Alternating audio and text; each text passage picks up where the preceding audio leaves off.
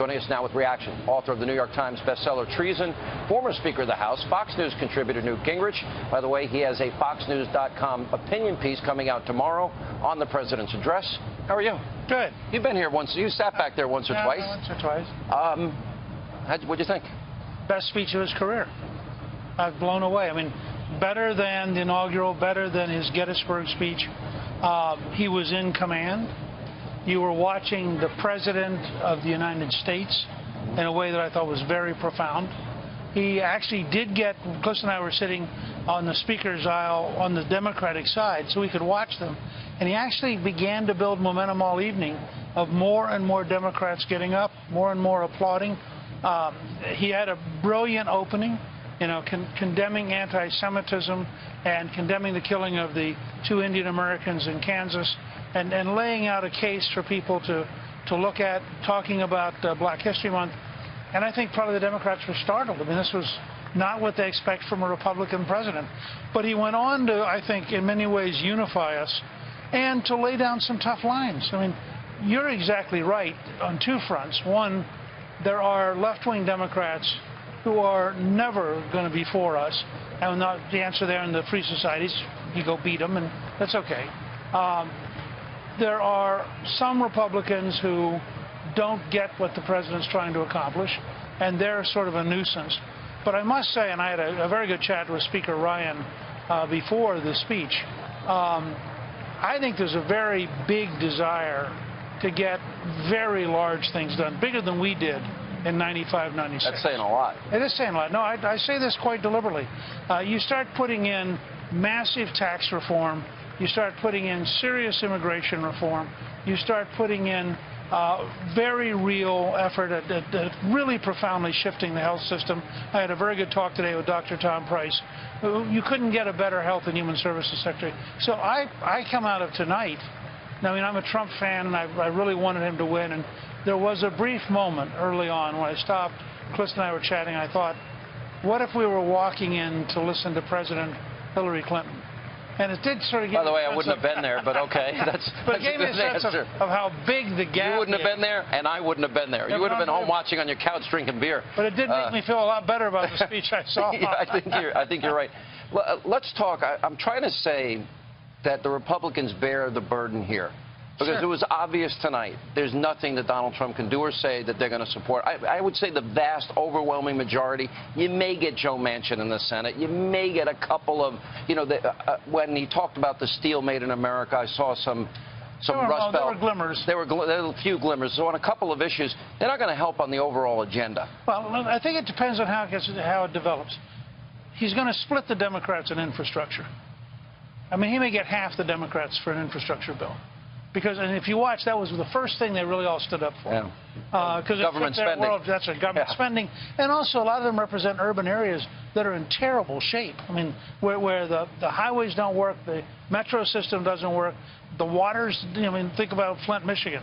And somebody comes along and says, hi, I got a program so you can have safe water in Flint, Michigan. You're the congressman from Flint. Do you want to work with them or not? We're going to work with them. Infrastructure will break them, I think, substantially. Were you happy about, because I'm always worried about the $1 trillion price tag, because that sounds like why are you not worried? And he mentioned tonight, this is what I was interested in, he talked about government and business partnerships to get the money. First of all, notice the way he said it. Yeah. $1 trillion worth of infrastructure. That's a good point. Because if you apply the women's skating rink model, and you've heard me talk about this, where Trump came in radically under the price of New York City. I think it's like 1/6 or 1/8 the price. You apply, and then he said this tonight when he talked about he's already starting to cut the price on the F-35. So I fully expect him to come in, whether it's going in space to Mars and Moon, whether it is building the F-35, whether it's building infrastructure. I'm building the wall. I certainly hope at every front we're going to get a Trump frugality. And you like the woman rink. Like the woman under rink. Budget. You know, ahead of schedule, using common sense. Yeah. I liked that very much. I liked his reference to fighting this terrible drug epidemic and the whole effort to deal with the opioid epidemic, which is terrible, both in terms of cutting it off at the border, but in terms of helping human beings who may currently be addicted. So I thought it was a very compelling speech across the board. And I was watching some old friends. I've known General John Kelly for many, many years. I've known General Mattis. And these are professionals. These aren't Republicans. They're not right-wingers. But I was watching their reaction. I think they're very pleased to have this commander-in-chief. You could see it during the evening as the speech went on. You know, they were paying attention. They really felt like they were part of a team. The fact that, A, he keeps reiterating his commitment to the promises he made, which I also believe will help the country, is reassuring. Sure. But I also think that the narrative that the left has been trying to advance, oh, that he's crazy, oh, that he's unhinged, he was as presidential, including the inauguration, as anybody would.